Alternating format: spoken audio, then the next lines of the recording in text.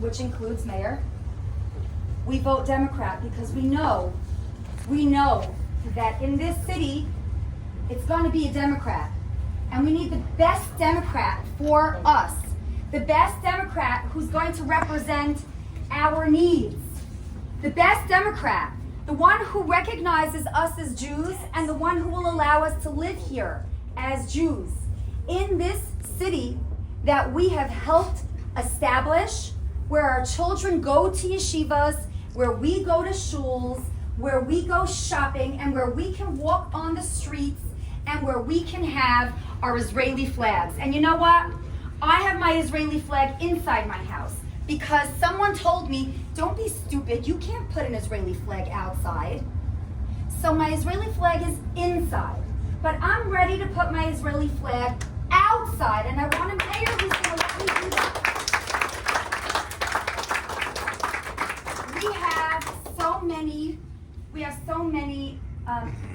The governor has so many people running against him, but the number one person behind him will not let me put my flag outside. And it gets much worse than that. That's the tip of the iceberg, what that man would want to do to us. He wants to stop our way of life. He wants to not let us do anything. He doesn't recognize Israel as a Jewish state. And we can't let that happen because we don't want to vote for Andrew Cuomo. Guess what? Hold your nose and jump.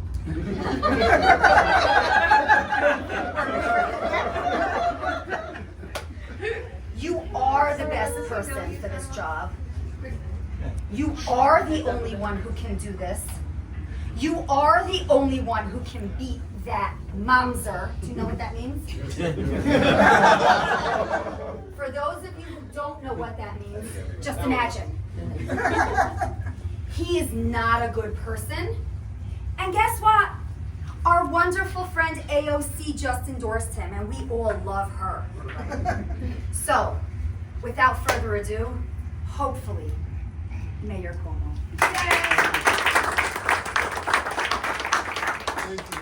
Thank you all very much for taking the time to come out. Let me just make a couple of quick points and then we'll say hello and we'll mingle. I want to recognize two really extraordinary elected officials that you have here, Lynn Schulman and Sam Berger, who really are the best. Both Democrats and who he voted in. Yes. Couple of quick points. First, the city, I was not going to run for mayor. I had done 8 years in the Clinton administration as HUD secretary. When you worked for Bill Clinton, it was like dog years because that man worked 7 days a week. 4 years as attorney general, 11 years as governor. I was done. I was enjoying life. But then I was watching what was happening in New York City. I saw what was happening with Mayor Adams getting into trouble, and I saw the alternatives. And I'm afraid for New York City. You know, we're accustomed to ups and downs in a cycle. I was HUD secretary. Sometimes the city doesn't go to an up and down cycle. Sometimes it just declines. We lost 500,000 people since COVID, okay? Post-COVID, the whole urban equation has changed. You don't have to be here. You can work remotely. You can phone it in. And then the quality of life deteriorates, taxes go up, and people say, why? Why? Let me go to Florida, let me go to Texas, let me go to North Carolina. And on the 500,000 people, the greatest loss has been on the richest because they're paying the highest taxes, they've had the most economic incentive. But it's all across the board. It's middle class, it's lower middle class, it's everywhere. So the city's in trouble. Two main reasons. One, I think it's just bad management. Eric Adams, I served with in the legislature, nice fellow, never managed anything. Only in politics do you elect a person to a job or hire a person for a job who has no experience in that job. Think about it. Mayor of the city of New York, no experience necessary. Legislator, borough president, and then the next day you become the manager of one of the largest corporations on the globe, 300,000 employees, $115 billion budget. So I just think it was a competence management problem. Before him, 8 years, Bill de Blasio. Worse. And I'll stop there. So that's 12 years. You have to go back to Bloomberg before you had a manager who actually managed the city. So a lot of the problems we have are management problems. We don't have enough affordable housing. I know, because the city HPD is slow, the politics in the city council can be slow, madness of e-bikes. Yeah, because there's no management. There's a lot of issues that are just basic management, you know. Mayor is not a heavy policy job, right? It's an operational job. Fiorello LaGuardia, there's no Democratic way or Republican way to pick up the garbage. It's operations. And I think we just haven't had good management. On the other hand, there's something else that's going on, which is there's an ideological fight within the Democratic Party. And there is a schism which has been developing for years. There's always been a far right and a far left. The far left has been getting stronger and stronger and stronger, to the point where they now call themselves democratic socialists. And this started when I was governor. And I said, by the way, there's no such thing as a democratic socialist, right? You can be a socialist or you can be a Democrat, but you can't be a democratic socialist. They use the word democratic because they want to take the sting off the word socialist, but they're socialists.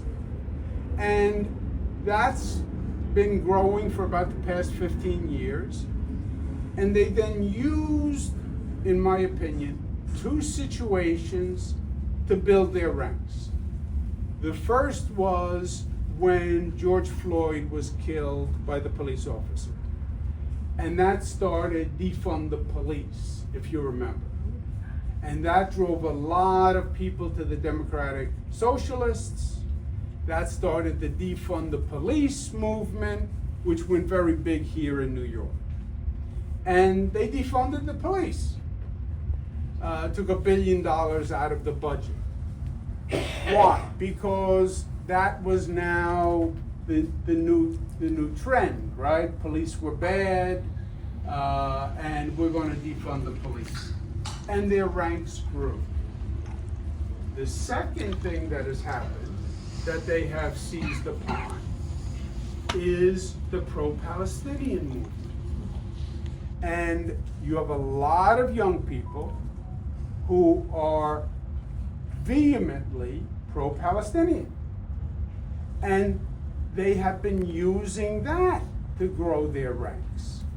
And you now have a Democratic Socialist Party that easily can be 40% of the Democratic Party. And they're all afraid of the far left because it's the more active branch. They vote, they're young, they're on social media. They come out in primaries when nobody else votes. They're there and they come out.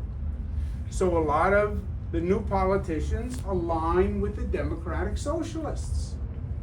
Well, maybe they really believe in socialism. Maybe. I don't believe that's the case. I think they just think this is the growing wing of the party. And it has been the growing wing of the party. So it is Zoran Mandami, who is the king of the socialist movement. It is Mr. Brad Lander, the controller, Jewish, but Democratic Socialist since college, he likes to say. DSA, Democratic Socialists of America member. And they support BDS, that's in the charter of the Democratic Socialists. You cannot visit Israel, that is in the charter. of the Democratic Socialists. So the head of the city council, Adrian Adams, never visits Israel. First city council speaker in the history of the city of New York not to visit Israel. Adrian Adams. Why? Because the DSA people don't want you to do it. They are 100% supportive of BDS. Zoran Mandami says if Bibi Netanyahu comes to New York, he would arrest him. I'm on the defense for Netanyahu I'm on the ICC defense team with Alan Dershowitz. But I believe they have been using this pro-Palestinian fervor, and they have made it actually worse. That has bled into a real anti-Semitism. And I mean anti-Semitism. I don't mean I have a disagreement with Israel on how they're prosecuting the war. You could have a legitimate discussion. You cannot be anti-Semitic. And you have a string of anti-Semitic incidents where New York has now had more anti-Semitic incidents than any city in the United States, which is a disgrace. And this is after years where New York was the strongest defender for Israel in the United States. When I was governor, we were talking about it earlier, no state was more aggressive in defending Israel. This is the first state to pass the BDS policy where we would boycott any company that boycotted Israel. More joint trade missions than ever before. Literally family, right? Literally mishpacha. Two of my brothers-in-law are Jewish, my son-in-law is Jewish. Literally family. And to see what is going on now is disgusting. And I'm a Democrat, but on this issue, the Democratic Party has waffled because they are afraid of the far left. I passed the strongest hate crimes law in the United States of America. They're not enforcing it. Why? Because they don't want the political blowback for enforcing it. So I disagree 180% with all of this. In this election, first it was me and Adams versus everybody else, because they're all Democratic Socialists. Adams drops out. Now it's me versus literally all of them, because they're all Democratic Socialists. So AOC gets up and says, vote for Zoran Mandami first, then Brad Lander second, then Adrian Adams, then Scott Stringer, because they are all Democratic Socialists. And this is a litmus test for the Democratic Party nationwide. If the socialists can win New York City, then they can win anywhere. If the Democratic Socialists with their BDS and their anti-Semitism can win in the city with the largest Jewish population outside of Israel, then they can win anywhere. So it's not just New York City we're talking about here. They don't want just New York City. They want New York City as a trophy to wave across the nation and go to LA and Chicago and everywhere else and say, we did it, you can do it too. And they are using, I believe, the pro-Palestinian movement, which is now blended into anti-Semitism, as the number one motivator in this election. That is the subtext to all of this. Yeah, people want to talk about homelessness and hiring more police and cleaning the streets and fixing the subways. I know how to do that. Done it, been there, it's all operational stuff. It's easy. This is the hard issue. This is the hard issue. The anti-Semitism that is growing like a cancer in this city. And that's why this election is more important. because we have to say no how, no way. No how, no way. And they're banking that they're gonna have a low turnout, and on a low turnout they win. That's what they believe.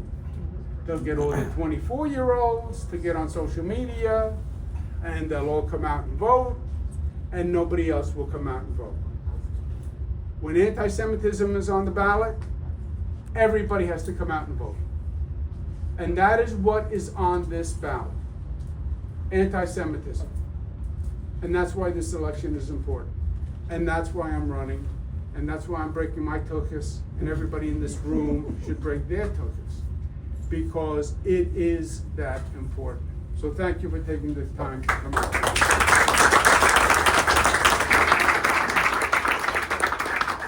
Everyone, thank you so much for coming. The governor's going to walk around. He's going to meet people.